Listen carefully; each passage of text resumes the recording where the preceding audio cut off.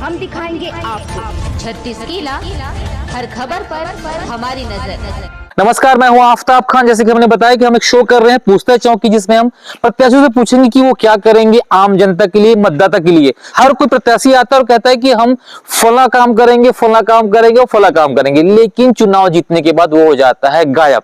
तो हम प्रत्याशी से पूछेंगे कि वो कैसे कार्यक्रम करेंगे, कैसे उनकी समस्याओं को दूर करेंगे और क्या करेंगे विशेष।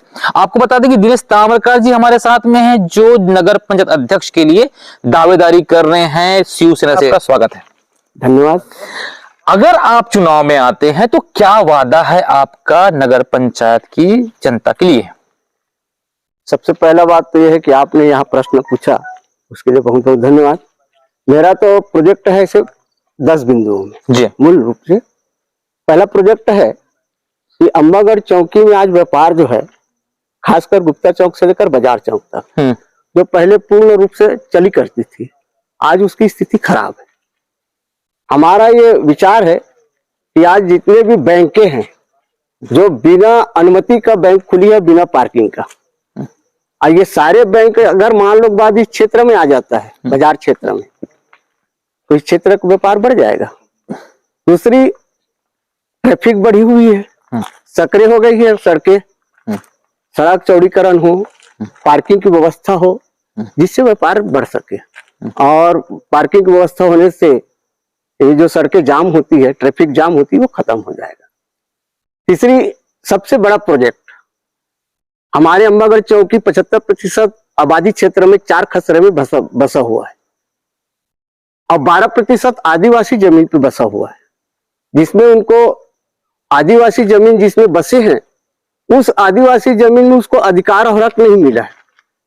यदि इसके लिए हम अपन काम करें, खासकर ये 4 खसरा आबादी भूमि जिसका बटांकन हो, बटांकन होने से सारे लोगों का मकान अपने अपने स्तर में उसका नक्शा कटेगा और उसको अधिकार मिलेगा।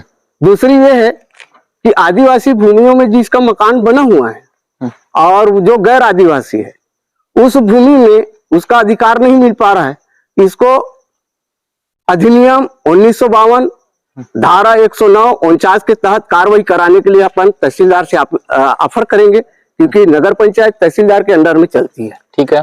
तहसीलदार से हम ऑफर करेंगे, मांग करेंगे कि इसको चकबंदी किया जाए और इस धारा और अधिनियम के तहत कार्रवाई किया जाए। चकबंदी होने से जितनी भी आदिवासी भूमियों में जिसका मकान है, उसको अधिकार मिल जाएगा और जिसका जिसका भूमि खेत वगैरह है, वो एक चक में बन जाएगा।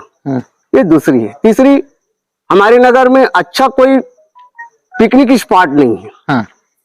अब पिकनिक स्पॉट के लायक हमारे पास बांध है चौकी मेरे गांव में, उसको पिकनिक स्पॉट तैयार किया जाएगा, वहां पे चौपाटी तैयार किया जाएगा और वहां पे बोर्डिंग तैयार किया जाएगा और गार्डन बनाया जाएगा। उसी प्रकार से उसी रोड को, जो ITI कॉलेज रोड है, उस कॉलेज रोड को अपन गौरव पथ में स्थापित करेंगे, क्योंकि पूर्व में हमारे नगर पंचायत अध्यक्ष जो संतोष शर्मा जी थे, वो सी ग्रेड का यहाँ पे एक गौरव पथ बनाए थे, जो PWD के अंतर्गत में था। उस सड़क को गौरव पथ बनाए थे और वो गौरव पथ PWD के अंतर्गत था, इसलिए उसको फिर से PWD अंतर्गत में लिया गया। हम अपने अधिकार के अंतर में वो बनाएंगे गौरव पथ और एक क्वालिटी का बनाने का प्रयास करेंगे, क्योंकि सरकार हमारे छत्तीसगढ़ में भारतीय जनता पार्टी का है, केंद्र में सरकार भारतीय जनता पार्टी का है। उसी प्रकार से महाराष्ट्र में भी हमारी सरकार है शिवसेना का। हाँ, आप लोग का अलायंस है उसमें। जी जी, हमारा अलायंस है, तो केंद्र से और राज्य से, महाराष्ट्र राज्य से हमारा अलायंस है। ठीक है। हमारा प्रयास रहेगा कि हम केंद्र से लेकर के राज्य तक का और दोनों राज्य का पैसा यहाँ लाने का प्रयास करेंगे, सिंधे जी से बोल के। तो वो हमारा ये विकास ढेरों चलेगी। बाजार का भी बता दिया। उसके बाद हमारे यहाँ कोई आश्रम नहीं है, रैन बसेरा नहीं है। रैन बसेरा स्थापित किया जाएगा, संतों को आने जाने के लिए आश्रम निर्माण किया जाएगा। गौशाला हम बनाएंगे। हमारे पास खसरा नंबर 63 और खसरा नंबर 61, जो लगभग 2.5 से 3 एकड़ जमीन है। वर्तमान में गौठानी स्थापित है, उसको नवग्रह पद्धति से गौठानी स्थापित किया जाएगा। वहां पे रैन बसेरा बनाया जाएगा और वहीं पे आश्रम बनाई जाएगी। ऐसा और पार्किंग तो बता ही दिया, 3 जगह लगभग ऐसा पॉइंट तैयार करेंगे। अम्बागढ़ चौकी में 3 जगह पार्किंग इस पार्ट में बनाएंगे। और वो हमारे पास स्थल है।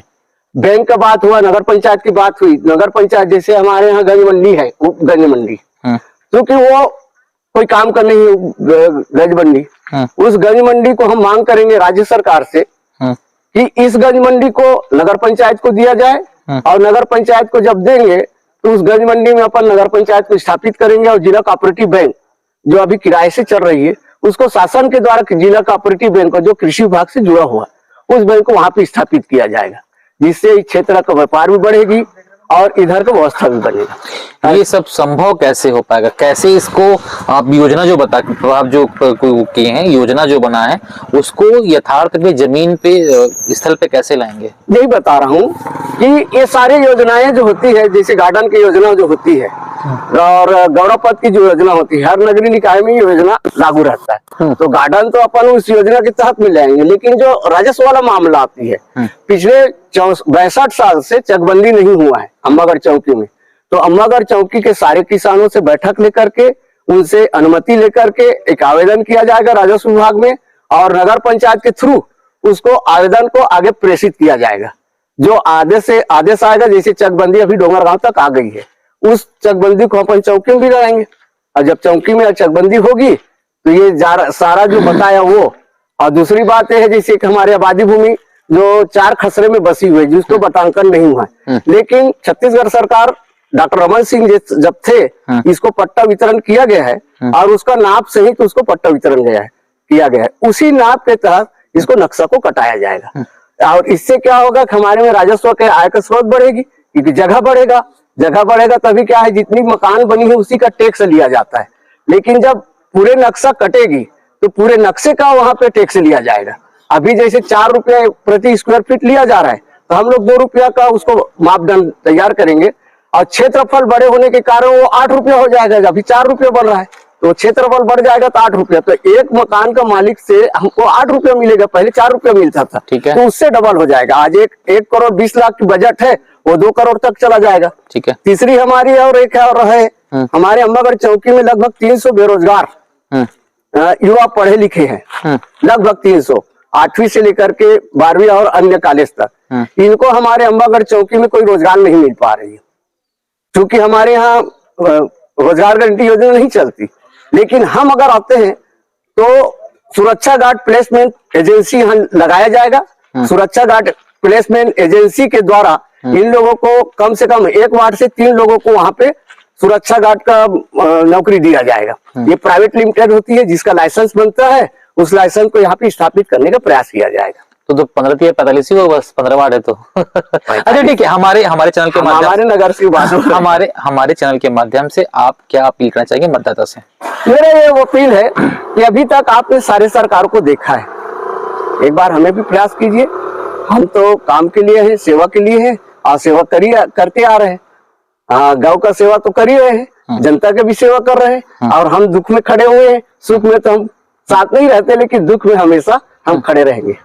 ठीक है, बहुत धन्यवाद, शुभकामनाएं आपको। दिनेश ताम्रकार जी हैं, और आपको बता दूं मैं, ये काफी अच्छे वक्ता हैं और शिवसेना को लेकर ये अम्बागढ़ चौकी में लंबे समय से हैं, और बड़ी लंबे पोस्ट में भी हैं, और नगर पंचायत अध्यक्ष की दावेदारी भी कर रहे हैं। हम इनका कहना ये था कि ये 10-12 इनकी घोषणा है जो पूरा करने की कोशिश करेंगे, और ये बोल रहे हैं कि हमारा बीजेपी से लाइनअप भी है और टाइअप भी, अलायंस भी है इनका महाराष्ट्र में। इसको चलते ये कहीं से समाधान, अगर ये जीत के आते हैं तो उनसे टाइअप करके समाधान निकाल के प्लान को करेंगे और नगर का विकास करेंगे। लेकिन अगर ये आते हैं और ये कर पाएंगे नहीं कर पाएंगे, या फिर जैसे लोग गायब हो जाते हैं वादा करके, वो सब चीजें होते हैं। इसके लिए पूछता है अम्बागढ़ चौकी। हम दिखाएंगे आपको 36 किला, हर खबर पर हमारी नजर।